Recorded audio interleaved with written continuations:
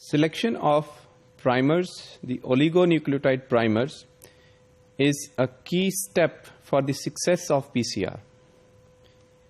Several steps are involved in selecting a primer which can be used for any PCR reaction.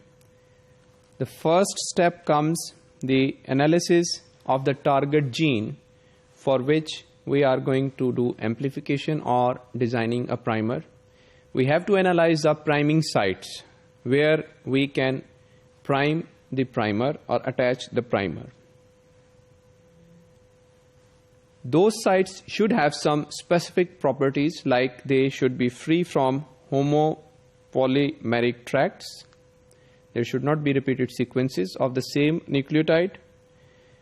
No tendency should be there for secondary structure formation, means the same primer should not have complementary nucleotides that can ultimately lead towards the formation of secondary structure, or the template DNA should not have any sequence that can make it secondary in structure. There should be no self-complementarity.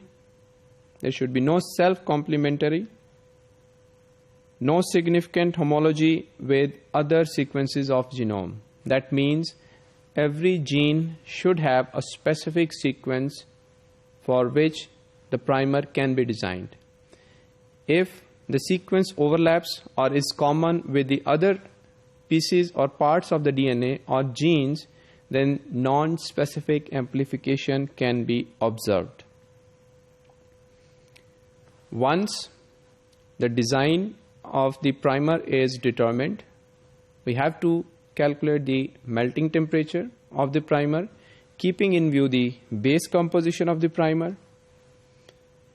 Out of many choices, we have to select well-matched primers that should have GC contents in between 40 to 60% and which can generate a product of appropriate size and base composition.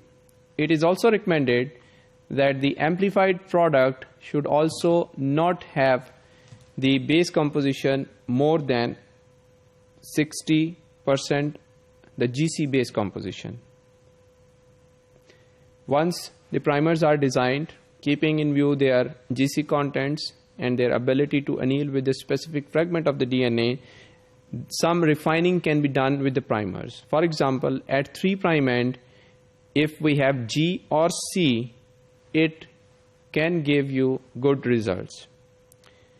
The two primers should not have complementary sequences, so that we should not get some primer dimers during amplification process.